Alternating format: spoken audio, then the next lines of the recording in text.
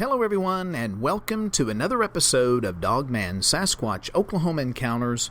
My name is Lance Hightower, one of the Cryptid brothers.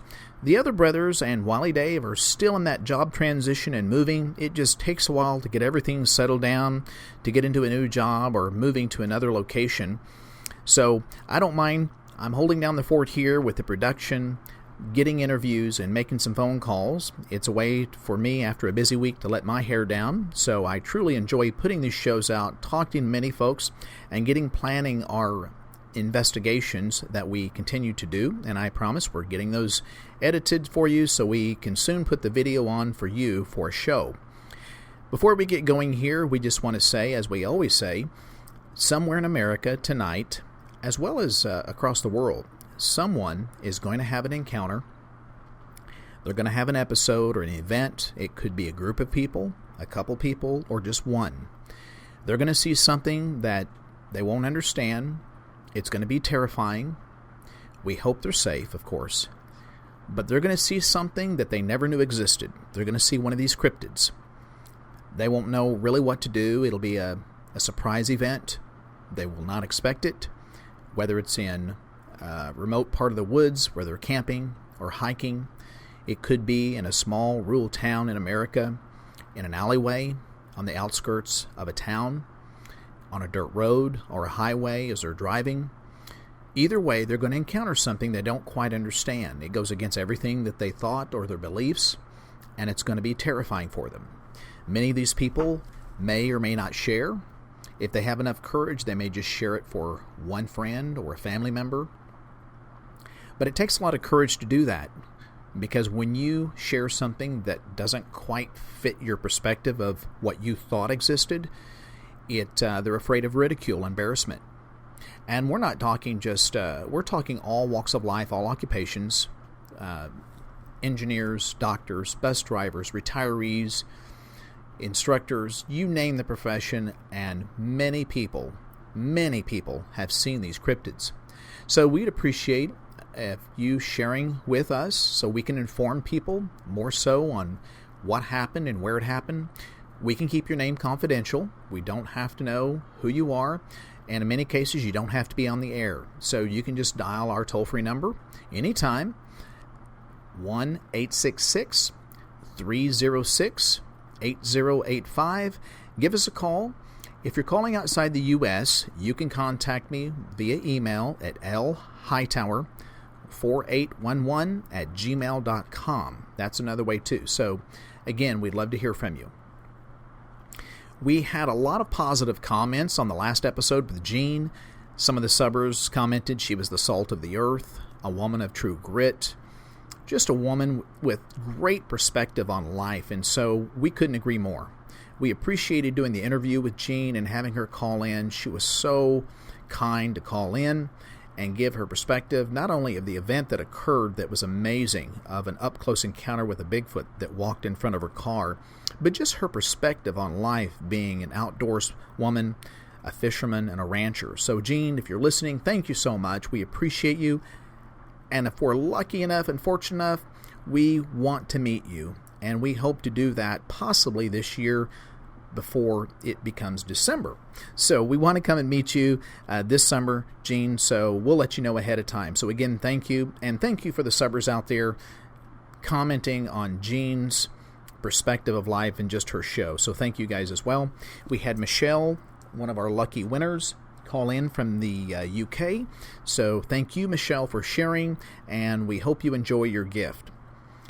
So moving on here, we want to recognize the subbers, as we do each and every episode, because without you, we would not have a show. We have Jack Bigham 1, Hunter Green, Julian Jimenez, Tech Sun, Ambush Out and Owie Ree, Mondak 40 in Research, Mahi Cat, Sharon Davis, D.Y. Dazzy, Michael Carter, Terrell Link 22, James Varnell, Autoro 81, Forged American, Barry Winfield, and Ollie 10th Mountain. Thank you guys so much. We appreciate you, and we want to give you great shows each and every time. So thank you. Sincerely, we appreciate you. Moving on here, again, as I said, we have Mr. Donald Coleman Jr. He wanted to give his real name because he said, Lance, these things are very real. I want people to know I have nothing to hide. I want people to know that many authoritative departments and entities out there will not give you the truth. There'll be two reports. There'll be the report that did occur, that is real, and the report that everybody else gets to see in the newspaper and is talked about. So Donald has a rich history in law enforcement. He's very knowledgeable in that field. He's also very, very knowledgeable on the landscape which with he lives. He's had some very terrifying episodes some years ago, as I said, on two separate occasions, while in a vehicle with family members. But he continues to have some very strange events happening where he lives, with animals missing, people missing, unexplained events that people just come up missing in very remote areas on a lake that he lives by. He's had an encounter that occurred of a dog man on top of the roof, of all places. And so with strange smells, strange sounds. So I think you'll find his episodes very terrifying. I can't even imagine what he must have thought, or his family, when it occurred. He has been on previous episodes, or shows rather, one of them being Vic Cundiff. He does give that episode in there. So we want to appreciate Donald and his courage to call into the show. We had a great chat. It was lengthy, so we're going to make his episode part 1 today, and then we're going to follow up part 2 when I get back on vacation. So let's pick up here where Donald and I were talking. He gives a little bit of his law enforcement background and the episodes that occurred years ago, and some of the episodes and events that continue to plague him and his neighbors to this day.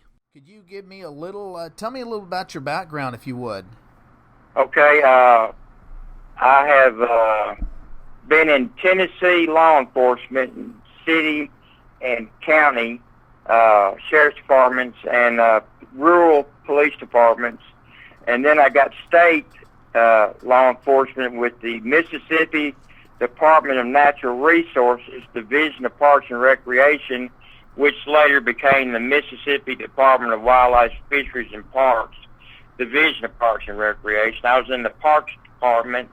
I was a park ranger at Wild Oxy State Park in Holly Springs, Mississippi from 84 to 85.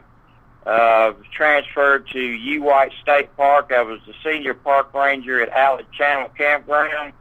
Back then it was a 175 pad campground below 65,000 acre Grenada Dam, and I was there from 85 to 89, and then they transferred me to a smaller park in northeast central Mississippi called Golden Memorial State Park.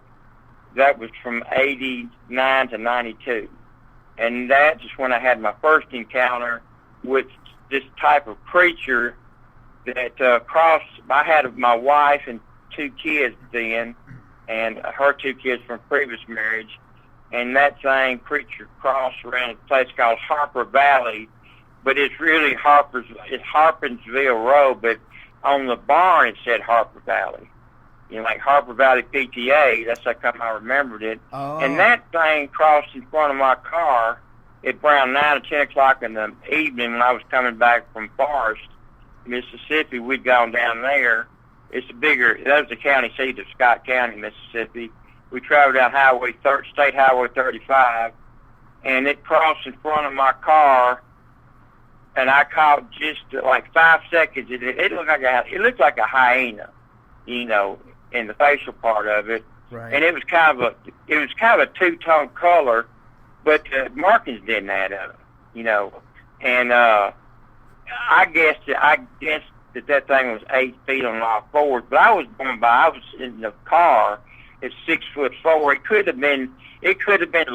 have been a lot lower than that, but I had to look up at it. I was 6'4", and I'm at the top of that car, the inside, and that thing scared the crap out of me. And I thought, but see, I was trying to, and I was working for I was going to, I could report that to game warden, but I thought, I don't know about this. Maybe I saw a hyena that somebody was collecting and just got loose and was running wild. And so I didn't think much of it, and but my wife freaked out. I freaked out, but I was wanting to stop. Did I just see this? I was wanting to get out. Did I just see this? She goes, you're not going to see nothing. It's pitch black dark out here. And she got mad and told me to get my tail back to the state park, because we lived on the state parks. And she says, if I were you, I wouldn't say nothing to nobody about this. You're trying to get camping open. You said you saw this thing. They're going to close your park. You'll be out of a job. Oh, right, totally. So I didn't say anything, but I kept silent for 25 years. But man, these sightings kept going on and on and on. I thought, and then I was working. I had quit the park system and moved up to her home in Savannah, Tennessee, in Hardin County, and it's on the Tennessee River. They're on the Kentucky side, and I'm living at Pickwick. We're on the Pickwick side from the Pickwick Dam. I live right above the Alabama-Mississippi state line, which is out in the middle of Pickwick Lake. It's crow flies. I'm about 2 miles from there. And so, anyway, my mother and daddy and I were driving around in 1995. This was 10 o'clock in the morning. Because I didn't say that on Big Condos, but this was 10 o'clock, February of 95, up to my green Oldsmobile Cutlass. We were driving around, coming back from IU, going north on Mississippi 25, between the Goat Island and the Elk Landing Road. There's the spur of the Corinth and Counts Railroad that goes down, that connects to all the industry in the area, and also to Yellow Creek Port and to the old NASA rocket motor plant site. In 95, I saw this creature come out, and it's 10 o'clock in the morning. Of course, it's kind of overcast, and it was solid black. I said, oh, my God, it's a black cow got loose, and it was heading right toward the highway. And so I sped up to see what it was, and, man, it was that Dogman. I said, oh, my gosh, this is that another creature. But this is different color, different everything. It looked like a Great Dane in the face. But it wasn't a Great Dane because it was bigger than the whole Cutlass, Wow. And it crossed in front of my car by half. I was a half a car length. He was in front of my car. It was just about that's just about as close as you want to get. And it crossed, and as I drove by, I immediately turned around in my seat, and he went into a kudzu bank and cloaked, completely disappeared in a brown kudzu bank, and he was solid black. And I wanted to stop. My parents were in the car with me, and they said, don't you stop. You just keep on going. I got a .357 Magnum. I could bust a cab. Not on that thing, So, again, with eyewitnesses, I couldn't stop. But I wanted to. Right. So I went on down the road, and my mother said, don't you say a word about this. I said, why are we having this cover-up, though? I said, that went over to the Yellow Creek area where I recreate, Because Pickwick Lake is 43,000 acres, covers 52 river miles, and it goes from Pickwick Dam to Wilson Dam around Florence, Alabama. Right. And so it's a big area. We got wildlife. We got Lauderdale County Wildlife Management Area. We got some areas in Tennessee, and there's a bunch in Mississippi. And, of course, we're connected to the Gulf of Mexico by the 10-Time Waterway, which opened in 85. And so the whole area is crypto city around here, really. Wow. And that one was in 95, but you said the last one was somewhere around 89 to 92 when you were with your family. Is that right? The first one was 91 in Scott County, Mississippi. The second one was in 95, and that was 10 o'clock in the morning, and that was in North Tishomingo County, Mississippi. Wow. And then, because I'd be backtracked just a little bit, in 92, I was a public safety officer at the John Stennis NASA rocket motor plant in Yellow Creek. That's over by Goat Island and stuff, and that's the old Yellow Creek nuclear site. Oh. And so I was working the midnight to 8 shift at the main gate because we covered it for construction. And when we had a federal contract with NASA, we had to go to school. We were under their guidelines, not I think it was Capsule Security out of Jackson, Mississippi. Anyway, this guy named Bill, Officer Bill, he patrolled the area behind the rocket motor plant to Gold Island and down to Scruggs Recreation Area. And he came in there, and he said, I need to talk to you. I said, sure, come on in. And he came in there, and he was white as a ghost. He was white as... I said, what's wrong, Bill? What'd you see? He goes, you're not going to believe it. Well, I said, well, you got to tell me, federal contracts, you got to dot the I and cross the T. If you see it, record it. That's how it is. Right. He saw a wolf. I said, how big was it?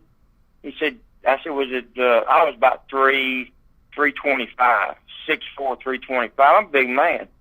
And he says, it's bigger than you. I said, standing up? He goes, yeah.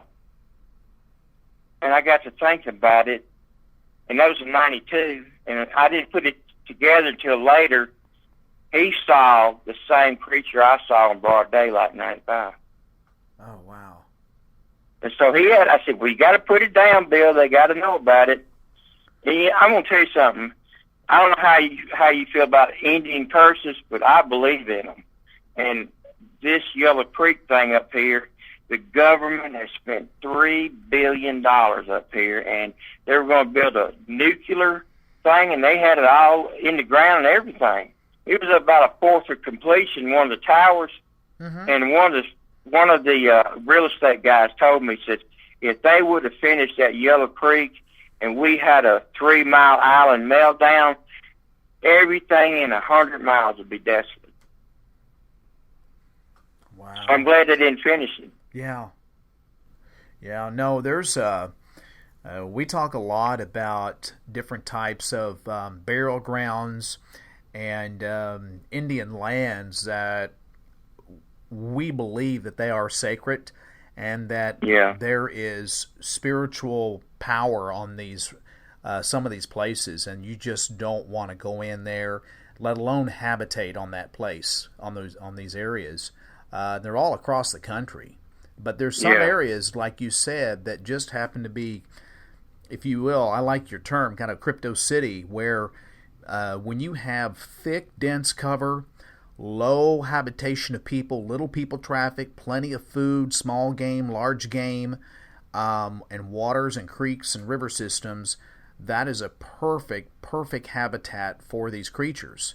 They can get extremely big. It's kind of like a domesticated hog getting out in the wild, and all of a sudden they start having tusks grow longer. They start having the hair get thicker and denser. The shape of the head gets a little more pronounced, and so these things get extremely big. Now, when you had this, what did... I'm going to skip around here a little bit, if you don't mind. Go ahead. And you were on which episode for people to know? I was on Big Condas, episode 71. It aired on 11/20/2015. 2015, okay. That's what I'm going to... I've listened to about every one of them, but I wanted to go back on that one, Donald, just a little bit. Okay, go ahead. And now that episode there, was that the one that you saw back in 91? Is that what you were talking about on that episode? Yeah, 91 was more like I had trouble remembering it, but after when I called y'all and told you about it, yes, I got to look at some old notes, and that was between 9 and 10 o'clock. I don't know the exact time, and my wife and I were talking. We weren't paying attention. Kids were asleep and all that. We were talking about the day and all that stuff. This thing came out of it caught my peripheral vision. I saw something moving across, so it maybe hit the high beams, and that's what illuminated the animal to me. And it was in the front windshield, and it was covering up the whole Honda Accord. And it was like the outer limits or the Twilight Zone, the old 60s TV sci-fi stuff. Oh, yes. It was like it jumped out of the TV set right in your lap. Oh, wow. So you saw it up close. Now I'm a trained police officer, and I'm trained to observe. And that thing just, I didn't have but maybe 4 to 5 seconds. It was just that quick. And that thing was moving at a fast clip. Every animal I've seen of these dog creatures, they move extremely fast. Yes. Everything that everybody says on your show, Vic Condus and Samoa, they all add up. Every one of them add up. They do. What I mean is that I have experienced in midnight, 3 o'clock in the morning, or broad daylight, it gets cemetery quiet out here. The crows go berserk, and all of a sudden it gets quiet. You don't hear nothing. At 11:30, where I live at Pickwick, in the Holiday Hill section, man, it's high traffic volume. The boat ramp is right behind the house, and then the cove is right across the street. And everybody comes over here. I'm in centrally located. Gotcha. We got Shallow Falls, we got Lakeshore, Lands of Pickwick, Hills of Pickwick, everything. Anyway, now I don't know how you feel about this, but people began to come up to me last summer in 2016, and we're missing pets and dogs and all that stuff. I said, oh my goodness. So I called a remote viewer. You know what they are, don't you? Yes, I do. Okay, all right. I wanted remote. I was on Daniel Stedman's Dogman Diaries. I was actually original episode 6, but I used some people's names without permission, and they raised hell, and they yanked the program. But before they yanked the program, this remote viewer that lives outside the United States really liked my story, and we became friends through the Facebook stuff. Okay. And so I asked this remote viewer, please help me out here. I've got a problem. I'm trying to find out what's killing these family pets. Right. I gave the coordinates of Pickwick Dam 128, Tennessee 128, Pickwick Lake, down to Holiday Hills Road and then 57 South. I said, what's going on in this area? And the remote viewer said, well, you got 3 entities here. You got a wild pack of coyotes that live between Pickwick State Park, the woods of Pickwick, and Shallow Falls that are killing family pets left unattended outside. Then over here, you've got a wolf. You got a wolf problem? I said, yeah, I've seen it in broad daylight. I've actually got 2 witnesses besides me that seen that wolf. Well, he's at the end of the Lands of Pickwick that butts up against Shallow Falls, a place called Lyle's Cove, Lyle's Lane, and there's some rock and bushes. The wolf has got a den there. He's doing some killing of family pets. But your biggest problem is your Dogman. I said, where's Dogman located? Right across the street from your house. Oh, wow. I said, you mean back in the back of Wind Springs Cove? He said, yeah, between Wind Springs Cove and the Wind Springs Gravel Road, he's got a den. I said, now, is it in the trees? Because it's a swampy area, and the trees are 80 feet tall in that swampy area. You know, they're over, she's 80, 90 years old. And the remote viewer said, well, could be both places. I said, well, tell me about this Dogman creature. And the remote viewer said, got a 5 to 10 mile roaming radius, comes out after about midnight and starts roaming. I said, you mean 360 degrees, you got a 5 to 10? I said, that covers a lot of area. That's a lot. I said, does it swim out in the lake? He goes, yep. And so the remote viewer told me that, let's see, it was the spring of 2016 that it went toward Hooker's Bend up north of Savannah, about 15 miles. And the Indian Creek Big River Plantation, it was in there. I thought, well, he's out of my area. And you could feel the tension was gone. And now, I said, is this one back? He said, this is another one. I said, oh my gosh. Another one, a different one. Well, the one that the remote viewer saw, the original Dogman, was over 7 feet tall, 400 pounds, and it's killed family pets. Well, guess what? Down the street where I live, at the end of Windy Pines Lane, a guy named Danny, his little black lab they call Buddy Rena, female, he got mauled at midnight. He like to lost it. I said, was Dogman responsible? And the remote viewer said, yeah. I said, what about over at Lakeshore? Some people, Steve and, Gina lost Lab, Buddy, and German Shepherd. I said, was that Dogman? They go, yep. I said, good gosh almighty.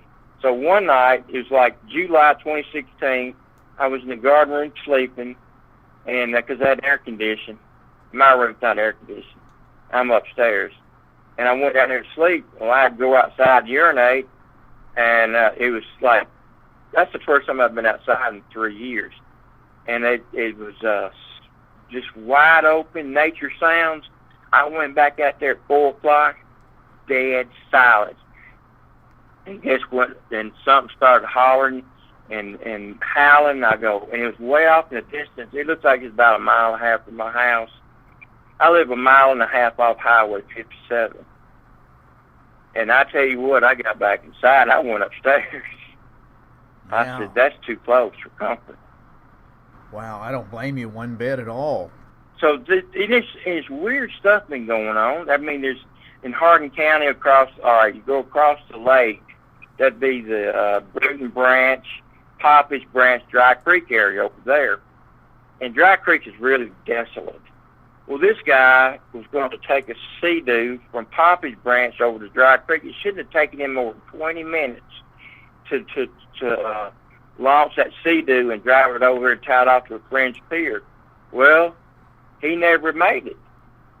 And this was like 5 o'clock in the evening, and the guy never made it. The guy on the truck went looking for him and searching, so he went down to Savannah, got the sheriff's department, and told him what happened. So they launched a search and rescue mission, and they found him at midnight off from shore in the water, dead. And then that is high suspicion that I want to be ran the Dogman or Bigfoot, because they're back in that area of Dry Creek. That's what you talking about, desolate. That's where that wildlife management on down the river, the lake, and it connects to Waterloo. That's about a 10-mile section of woods in there. There's nothing in there, except there's a lot of streams and stuff like that, but there's no livestock in there. But it's full of deer. That's where all the deer are. And then they had a break-in up Bruton Branch, up in the hill section, that this thing was breaking in the cabins, eating everything in the kitchen, and setting the whole cabin on fire and burning it to the ground. Now, I worked for the Sheriff's Department back in 1976, and Hardin County was the #1 county in 95 counties in the state of Tennessee that was arson, And I remember that from way back, talking to the state fire marshal back then, and I said, this doesn't sound right. The rash of these cabin fires and stuff. Right. Some of them could be, arson, but some of it's almost like, I wonder if Dogman's doing it. And then Pyburn Road, where I had my sighting in 2008, I believe it was, we've had multiple, 4 or 5 people been killed on that road. Now, something's going on. If I saw Dogman, I'm one there seeing it too. Well, I mean, and that's a good question, Don. I mean, I agree that there are people that are seeing him, but you know how people are, and very much similar to what your parents, your folks, and even your wife, don't talk about it. And, we say this all the time, but for every story, every encounter, every eyewitness of people coming forward on any show or calling in private or sharing, you'll have 12 people, 20 people, who knows what the statistic is, but you'll have tons more people that won't even call in at all. They'll just carry it to the grave. Yeah. They're too afraid of, did they see what they see or see what they saw? They're afraid of ridicule, embarrassment, not only for themselves, for their family, for their spouse. Maybe it's because they hold a position in the community and they don't want to be viewed as nuts, crazy, off the rocker.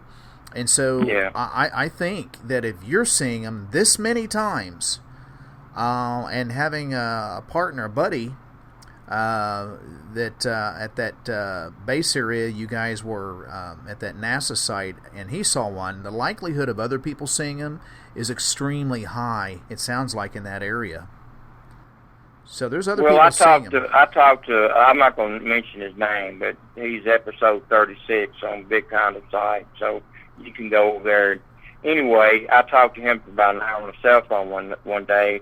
He enlightened me greatly on what's in this Pickwick Lake area, and he grew up, I think, in somewhere near Sheffield, Alabama, where he's from, and he talks about Booger Hollow and boogers all over. Boogers to him are Bigfoot.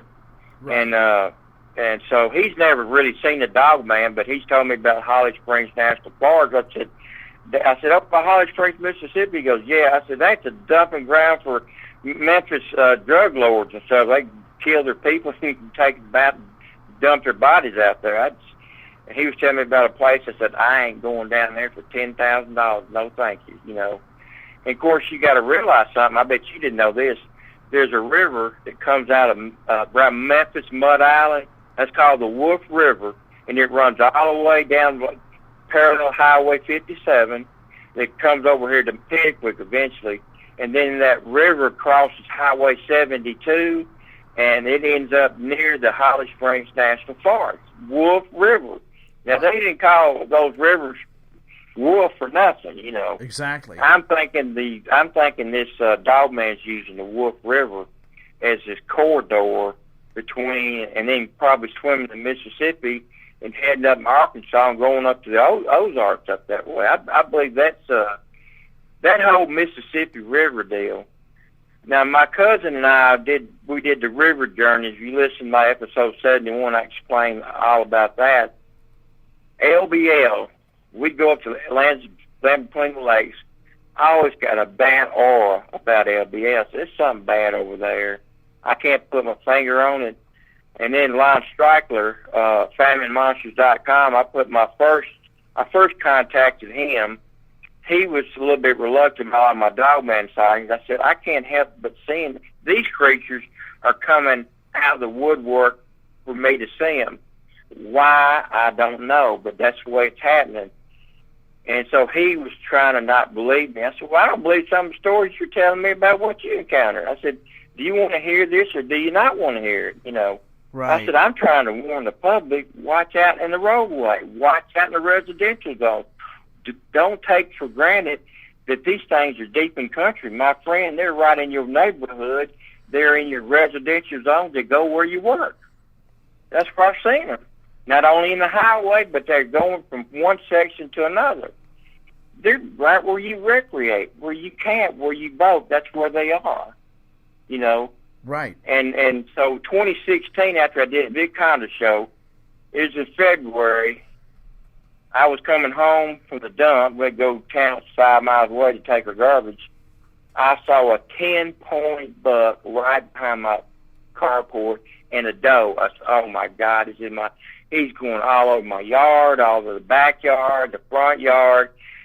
That's Dogman's favorite food. So I got my binoculars and started looking up in the treetops, see if I could find Dogman, you know. And then that's some crazy things started happening in 2016. That's when the dogs came up missing and pets came up missing. I mean, it's the weirdest stuff I've ever seen in my life. And helicopters flying all over, black helicopters with searchlights, searching all over, running from, I can hear them coming up from the 10-time waterway, and, you know, it sounds like MASH, you know. Right. And I thought, here comes those Apache helicopters again. I said, and I told Vic, I said, I'm wondering if they're looking for Dogman. Because I said, this area, they talk about the Kentucky Lake area being a $600 million tourism. I really don't see that. I haven't seen that many, but it could be true. But down where I live at Pickwick, the Pickwick State Park is one of the Tennessee's largest state parks because it's got a convention center here. It's got everything. We got new cabins. We got an inn, restaurant, marina, golf course, We got everything. This is the most well-known state park in West Tennessee, if not the whole state of Tennessee.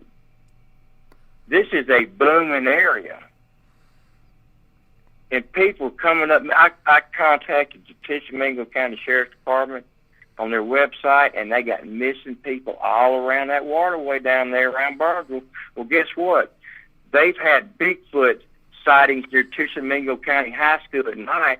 I heard of an encounter in August and July during a severe storm. A route vendor got stuck, and right there by Tishomingo County High School, and 3 Dogman, he was taking the lead, opened the door, and stepped right in the face of 3 Dogman. Well, they 4-lane Highway 72, they're having car wrecks all over the place. In a 4-lane highway, and they're running off the road. I'm talking about serious wrecks, life-threatening wrecks. Why?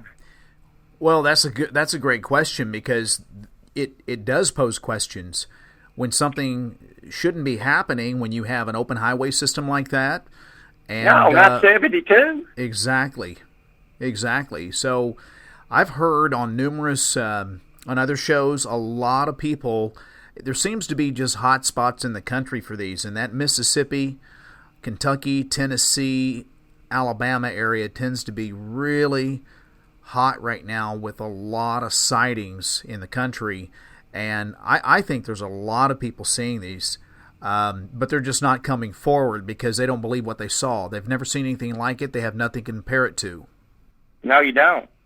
And then I warned my neighbors about Dogman. I said, go listen to my encounter story. I said, I'm by myself. I manned up, stood up, and told the truth and used my real legal name. I'm not going to hide behind nothing and nobody. I used to work for census enumerator, and they were asking too many personal questions. I said, this has nothing to do with counting heads. You're going to get everybody mad at you. I got to looking at it, and guess what? They know the exact how many buildings you got on your property, how far they are from the street, major roadway, and highway, and that is fitting in with this FEMA camp, blue, yellow, red sticker crap. You know, I said, they're the ones you're going to be putting that on because they actually went on your property. And they told me, I said, well, how much authority do I have? You got federal authority. You got it over the state. So there's one guy down the road. He got his wife. I said, now, ma'am, I'm sorry, I want to ask you some personal questions. I said, this is not me asking. This is the government of the United States of America. They just want to know this, and why I don't know. But if you don't feel that you can answer it, you can refuse. You know. And I finally told her, I said, if you keep refusing, all right, you refuse to answer this question there, somebody else is going to come by and ask you the same question. If you refuse them, they're going to send the United States Marshal down here, take you to a federal magistrate, probably in Jackson, Tennessee, where you'll have to answer the questions. I said, I hate to be like this, but that's the way they said it to me. Well, she got irate, told her husband I'd gone down the street and parked, was looking at my maps and stuff like that. And he rolled in, he came and got in my face and just chewed me out. I said, well, sir, I'm sorry that your wife found it offensive, but these are questions of the federal government, not of me. I don't want to know anything about you. And he said, I'm going to call the sheriff's department. I said, please do, and I'll have him lock you up for obstruction of justice. You know. Right. And he backed off of that. I said, you know, you ain't going to buffalo me. I'm under federal authority. You know. Right. And let me tell you something. Those people were scared to death because they felt like Obama was going to usher in the New World Order. They were scared to death. I did the census in 1980, vastly different.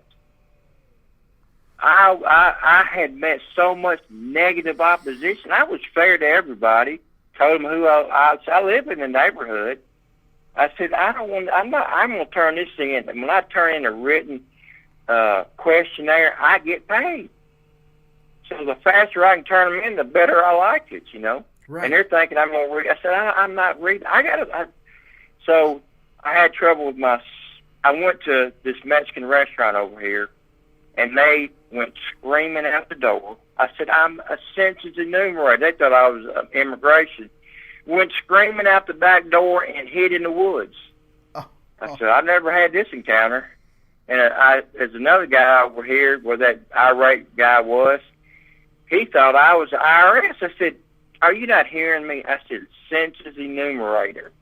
Federal census enumerator. I'm just here to count your, this guy didn't pay taxes on his travel trailer. I said, that's the IRS. That ain't none of my business.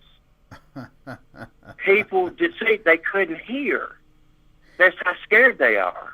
Well, people's fears. I mean, we all have that. I mean, we're not immune, but people tend to hear what they want to hear. They hear certain key words, and then they don't hear the rest of what you're saying. No. So we have the same thing around here. We just you say some key words, and people are immediately blocked and tuned off to whatever else you're saying. And I have a couple questions, if you don't mind, Donald. Yeah, go ahead. Now, did you say, and correct me if I'm wrong here, did you say that you had something on top of your roof? Did I hear that correctly? Yeah, that was on 4/11. That was just April. That's kind of ominous, 4/11. That's David Politis' name of his missing 411 deal. Oh, right. I thought that's kind of a bad omen or something. Anyway, was that this year? We were in a level 1 drought again. It's abnormally dry, and I had to start watering the yard and all that stuff. And it was 2:00 in the morning. I just went to sleep, and I heard something on top of the roof. Now we've got the roof line from the top of the roof to the ground is about 19 feet. It's a high, kind of like an A-frame type roof. Right. And anyway, I'm in the top floor, so I'm just about 2 feet, from the ceiling to the main roof line, it's about 2 feet.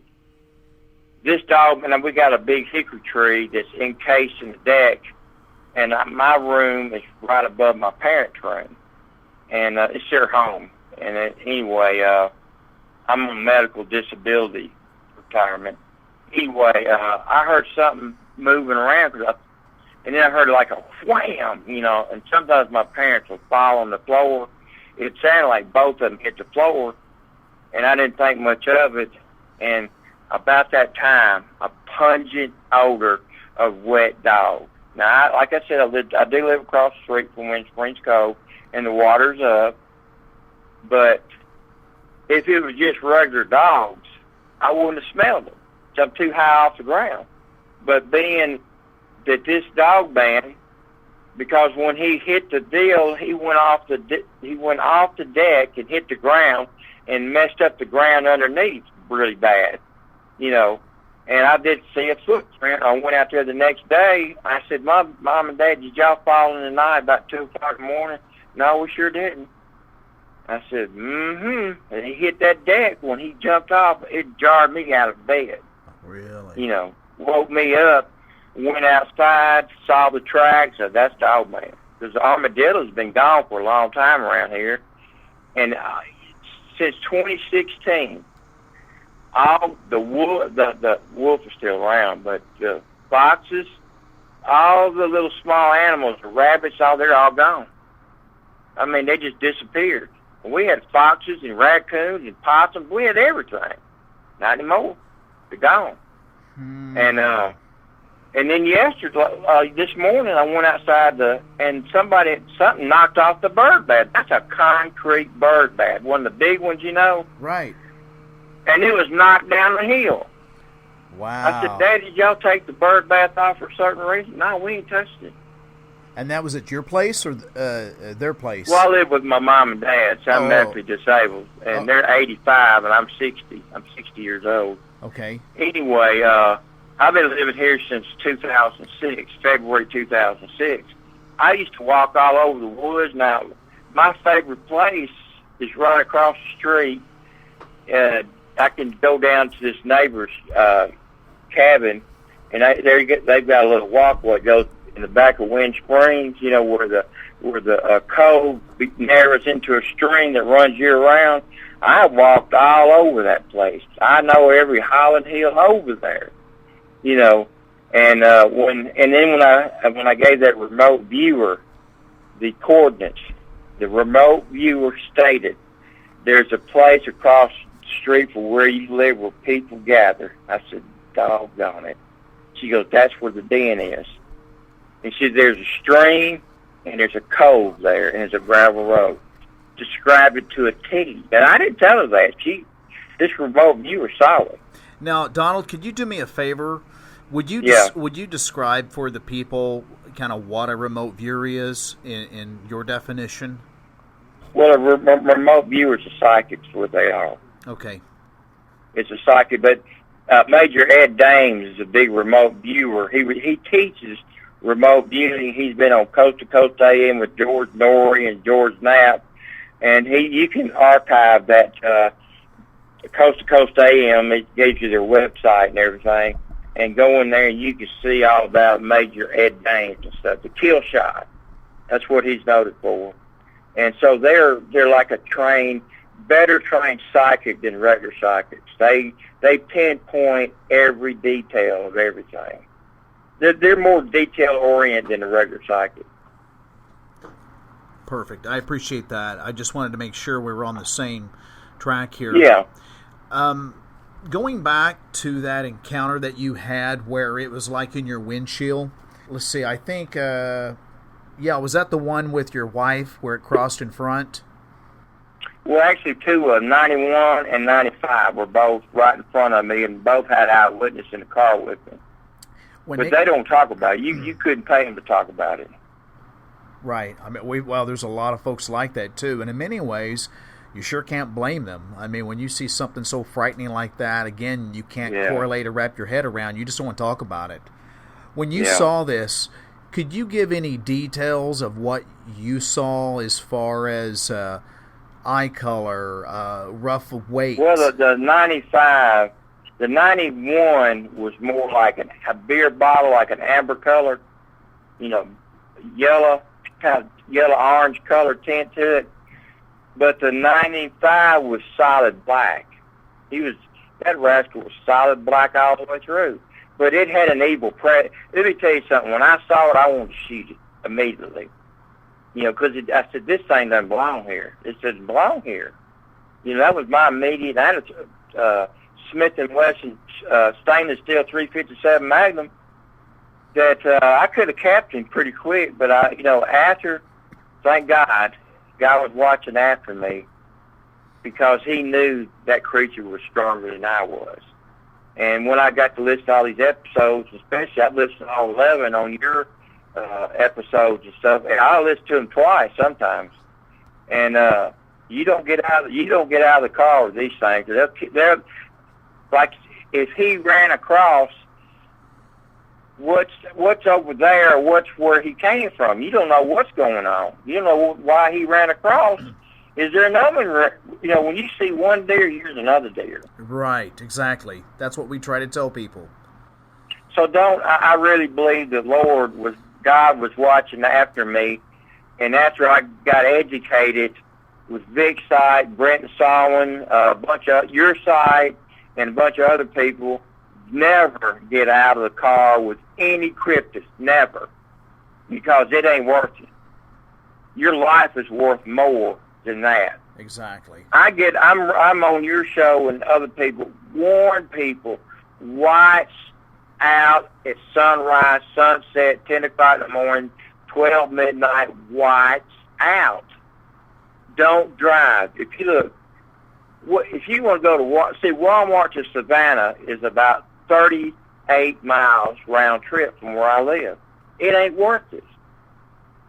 It's not worth it. I'm worried about Dogman coming out in the roadway. I'm not worried about drunk drivers. I know how to deal with them. I have not driven a car at night since Thanksgiving 2012, and after Vic's Condos, I have not driven my car in a long time, almost a year. Wow. Because these things are out in my area, and they're out. I saw the 1 and 2 2010 across Pickwick State Park. That thing took one leap from one side of there's banisters on both sides, guardrails, took one leap and cleared the other one. Now, and I drove up to it in cemetery silence. These things, they emit some type of ultrasound or something. Yeah, that's kind of a mystery to a lot of people. This emittance of sound, and there's everybody's got a unique opinion on that, and it's still, there's a lot of answers or a lot of questions that haven't been answered. On the Bigfoot Outlaws, Coonbo and Bear talk about emittance of EMFs with some of these boogers and squatches, and the causation or reasoning, and not really sure. And so there's very, very little still known about these dogmen, and that's kind of where our interest has been drawn to. We've already been out in the field, and what we're trying to do is learn more. Now, we take, I don't get into too much detail of what we do. It's very, it takes a while to prepare before we go out, because we go more than what we should, if there's anything such as that we have extra precautionary procedures that we do. You have to. Yeah, and we don't take it lightly. We have contingency plans upon contingency plans, and it may be, no pun intended, overkill. But if you want to really find them, you got to go remote. And if you're remote, you better have backup plans upon backup plans. We take it really serious, because these things are extremely powerful, big. And we say big, it could in neighborhood of 400, 600, 700, 800 pounds. And you said it already, they're extremely fast. So you have to make split-second decisions. And we're not trying to be big heroes by no means. We're not anything like that. We want to understand where these things habitate, their characteristics. Again, so very little is known about these things. But they're everywhere. That's what we do know. And in certain areas, they harbor a little more. They're in Oklahoma. They're in Kansas, Texas, Mississippi, Missouri. They're everywhere. They really are. There's reports. Well, they're using the waterway. You got the Tennessee River, okay, that hooks up to up north of Paducah. You got the Ohio River, and that filters into the Mississippi. And you got the Arkansas that goes to Tulsa, and that filters all the way through Arkansas. They're using all these waterways and rivers and railroad systems to travel on. And these, there's a song that I think it's in that Sleepless in Seattle movie. Harry Connick Jr. sang that song, "Back Roads Empty for Miles." Well, that's a true statement, because the back roads of all America is empty for miles. Exactly. And so they're going to walk down those roads. I mean, roadkill, easy meal, they got an easy meal. I mean, that's where the meal's at. Roadkill, all these dumps.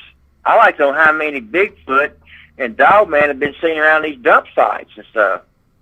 Well, yeah, we were just having this conversation.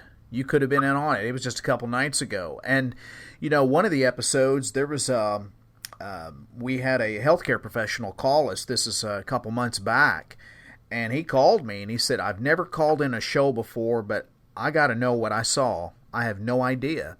And it was just on the outer city. I mean, it was on a major turnpike, and it was the best that we can gather. It was a roadkill deer, and he come around the corner late at night. You know which one I'm talking about? That I don't remember the exact episode, but he had his Baja lights on his Jeep, and he flipped them on. And he said, "Lance, I could see every detail of this thing." He said, "I was about 15 yards or closer." He said, "I would estimate this thing to go in easy 600 pounds plus." And it had as you said, a roadkill. It was an easy, didn't have to expend any energy to kill a deer. It was already there. And he said, "Do you think it would have eaten it right there?" I said, "I doubt it. I think it would have picked it up, taken off somewhere close and safe where it wouldn't be seen, and it ate it wherever its den's at or wherever." What's ironic is the Verdigris River a few miles away, and that's not that far. But I think because of the size of these animals and the olfactory, they're big animal, a lot of surface area, and their olfactory senses are probably extraordinarily acute, that they could smell deer and everything miles away. The possibility is there. It's there, I'll say that. Do you believe in that LBL that killed 4 people back in 1980, Memorial Day weekend 1980? Do you believe, because Vic Condas doubts that, and I believe it actually happened. I'm going to tell you why I believe it happened. I was a public safety officer in South Fulton, Tennessee in 82 and 83. I worked the nights. The dispatcher got left at 1 o'clock, so I had to work from 1 to 3 a.m. and dispatch for the city of South Fulton, Tennessee. Anyway, this woman called about 1:30, 1:45, said that she had been taken hostage in her home. I said, well, where do you live, ma'am? I've got to get the location down. And it was in the northeast corner of Obion County, Tennessee, equal with Weakley County, right on the, see, now, when I was in South Fulton, we got beer joints at the front doors in Kentucky, the back doors in Tennessee. So I understand the situation where she was at, and she said right up there against Kentucky. And I said, well, ma'am, you're out of my jurisdiction. Why didn't you call the Weakley County Sheriff's Department or Obion County Sheriff's Department or you in Kentucky? You know, they would have answered it. Everybody's asleep. I got a bad feeling in my gut that this was a bogus call. So I didn't have the rank or could, hang up on her. So I said, let me get on the radio here and see if I can raise somebody. So I called Memphis, Tennessee Highway Patrol in Memphis, Tennessee. I asked to speak to a commanding officer. I got emergency 1033 traffic. I said, I need to speak to him public service. That means call me on the telephone. He called me up. He said, what do you got? I told the situation. I said, I have no rank to, I need help. What do I need to do? I believe in my gut it's a bogus call. I just believe it. It was original Home Alone before the Home Alone movies came out, And anyway, he said, let's treat it like a real call. I said, he goes, how far is this from LBL? He just said that like that. I go, what's LBL got to do with this? I thought it was probably about 100-something miles. He goes, we're going to treat this like a call. He said, I want you to get with Kentucky police, Fulton, Kentucky police, have them contact the Kentucky State Police. It's 1033, hostage situation. We need all the help we can. Gave the exact location where this house was.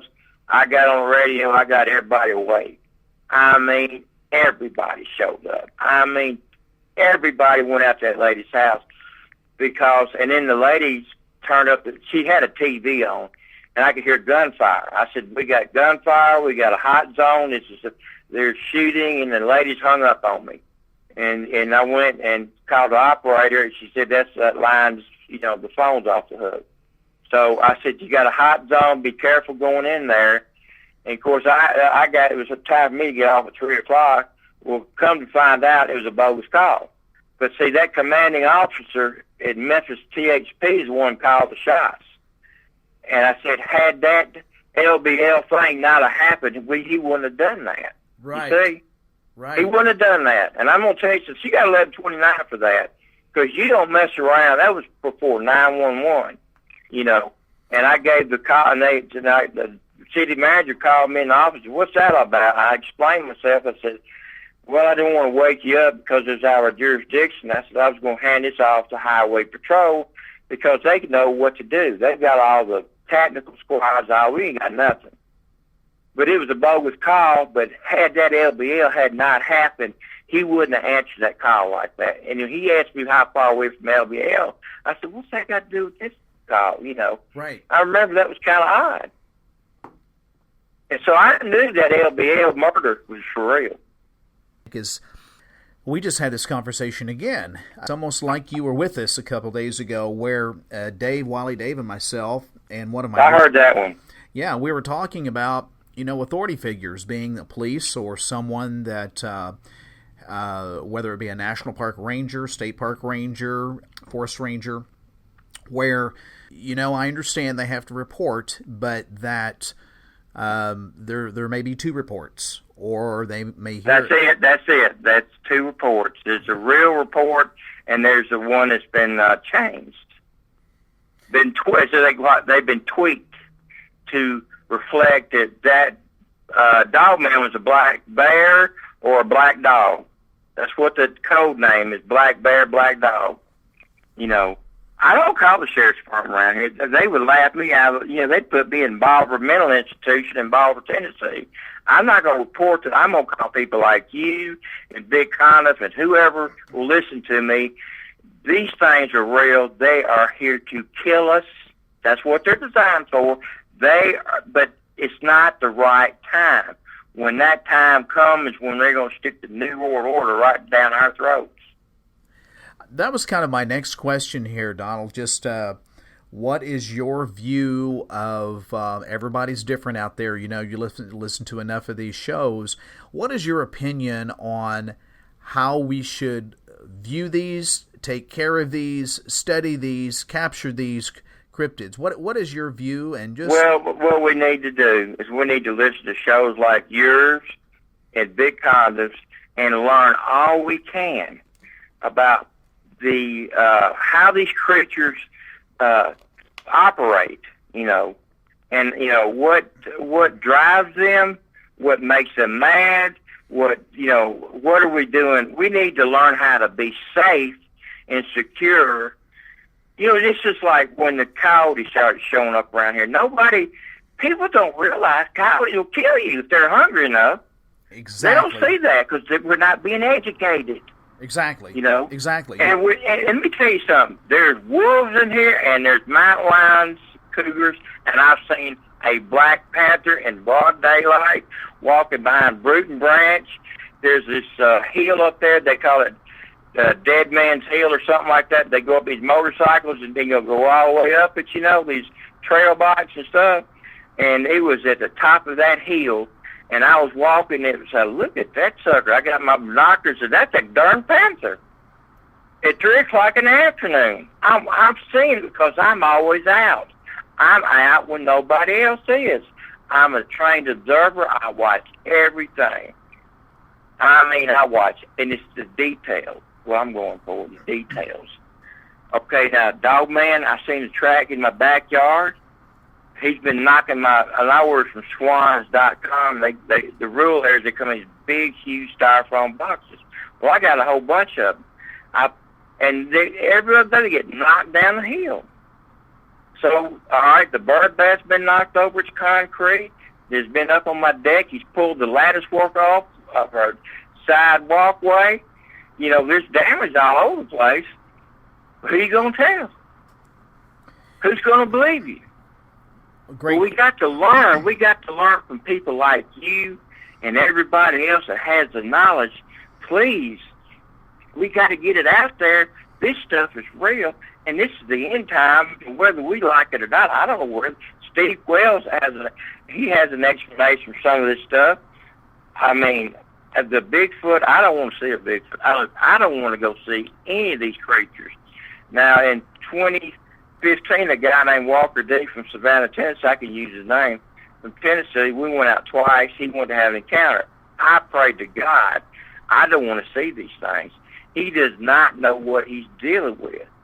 He wanted to go out Bigfooting and all that. I said, Walker, do you have a death wish or something? I said, you need to go back to your family and be the family man. Quit trying to be a crypto researcher and don't do this. I said, you want to walk out in the woods, okay? Did you know, all right, I'm going to tell you a little story about me. When I was a childhood, I got bit in the face by a dog. Took my left eye out. I still got scar marks from that.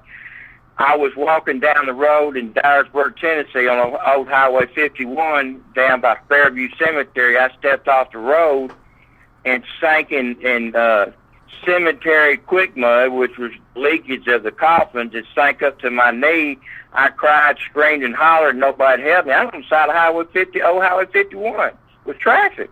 I had to get out of there. I lost my shoe, walked down a mile to my house, had to take a bath. And then my dog was running in the woods over here at the State Line Islands. Across the State Line Islands is like the Lauderdale County Wildlife Management Area. Ran through the woods and fell into a 7-foot cistern that was dry. Dad lowered me down. We got the dog out. I couldn't get out. I said, oh, no, I'm down here in the cistern. and I had to claw a dog out of there. Do you think I'm going to walk in the middle of the woods and don't tell them what you'd hit? Oh, exactly. I'm a scaredy cat. If it ain't a logging road, I ain't walking down it. Yeah, it's pretty dangerous to go. And I know there's some. I know that there's some researchers, some investigators that go at night and they go walking. Yeah. And I know there's been some shows, on the television regarding Bigfoot, Sasquatch. But I want to tell you, it's pretty dangerous. You amplify the danger when you go at night, especially in a location that you may have a topo map, but it doesn't give every nook and crevice and crack, and you could go off a ridge. Yeah, it doesn't. And and see where I encountered this here at Pickwick, because that's where when they impounded Pickwick in '38, there were one-time houses back there, and cisterns and stuff like that. And my dog found it right next to a cemetery. And I said, and I know where all those cemeteries. I used to walk all over Pickwick Lake. I have. My parents houseboated up here, had 2 houseboats. I've been all over Pickwick Lake. I know it from Pickwick Dam to Indian Creek. I know it. And past that, forget it. I've been down the river to Beckfallen Park and everything. But now, my cousin was swimming in Wheeler Lake one day over by the inn, Joe Wheeler State Resort Park Inn. Woman came up to him and, you don't need to be swimming, and there's alligators in there. And he thought, oh, you're full of bull, And so I Googled it, Alabama Game and Fish. Man, they got alligators in Nickajack, Gunnersville, Wheeler, Wilson, and Pickwick, down by McFarland Park. Alligators. That's the sky. There's some in there 12, 14 feet. They'll kill you. That one was telling you the truth. Yeah. Yeah, that's the thing. I mean, the locals will tell you the truth. They're, you got to listen to people. But see, who listens, though? I mean, think about it. I said, Scott, look over here by the marina, Joe Wheeler. That looks like alligator country, And he went swimming in Arkansas. Scott, I've seen gator hunts up here on YouTube in the Arkansas River. And he was up there, I guess, about 4 or 5 locks into the Arkansas River. I said, look at that big old huge lily pad. That's an alligator country. I don't know what. And the water was brackish. That means it looked like swimming in coffee. That's what it looked like. Oh, yeah. I said, you want to swim in that? And I said, I ain't. And he would go to the, when we camped in Metropolis, Illinois. I did not know they had problems up there with dogman and boogers and stuff up there. Superman country up in Illinois on the Ohio River. And we was camping over there off the boat. I did not know these things swam. I didn't know. I listened. When I found out about this stuff and had these encounters, I educated myself through your shows, Vic's, and everybody else's, and every story, got every documentary. There's a lot of stuff I know. And I'm going to tell you something.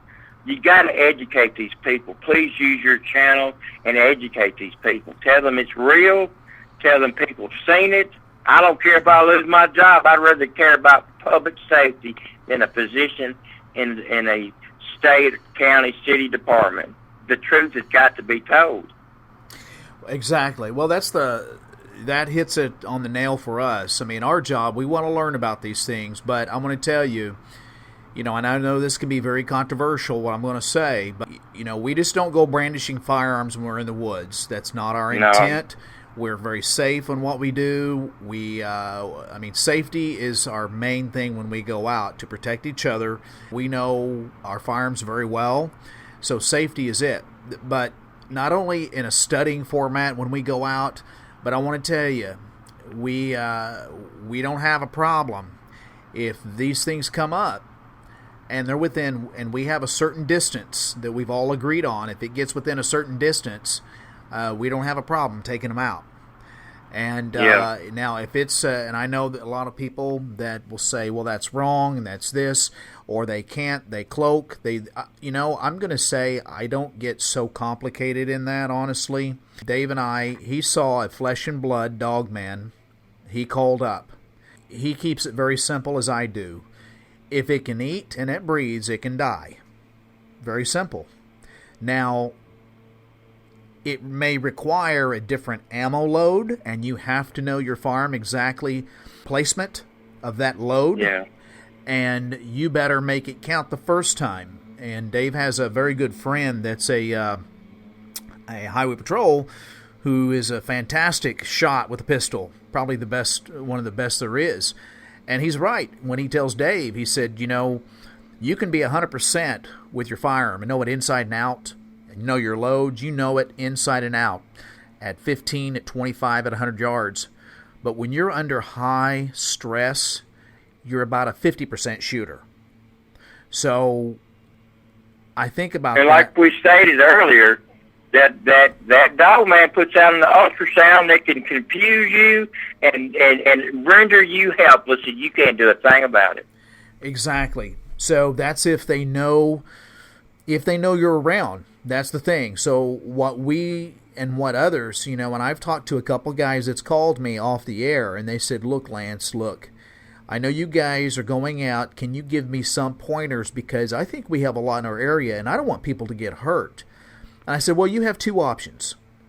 One, don't go out, don't do anything, and the likelihood of you not getting hurt is very high. You won't get hurt. Just be alert. But if you go out looking for these things, the thing of it is, you may find what you don't want. So you better be well protected. Think out of every detail, and we've talked at discussion and some things they could do. But I just say, you have got to know contingency plans. You've got to slow things down. You want to make it where they don't know you're there. That's the key component. They, being the dog creature, whether it's the canine version or this type 3, you don't want them knowing you're there. You want to surprise them. There's ways you can do it. Most people, when they go out, they don't dissent. They go out with clothing that smells like smoke. It smells like them. You have to go out with the wind in your favor, the sun in your favor. You have to know the terrain in your favor. And when you do all that, it's very detailed, but when you do all that, the likelihood of seeing these things is very, very likely. So you have to be smarter than they are, because this is their home. This is their they know the woods. They know every tree, every crevice. This is what they hunt in, live in, harbor in. And so you have to use that in your favor. That's what I told this guy. So if you're going to do it, take your time and do it well. If not, don't go out there haphazardly. And well, see, like you said, Dogman is the superior apex predator. You're the one being hunted. He's the one that's going to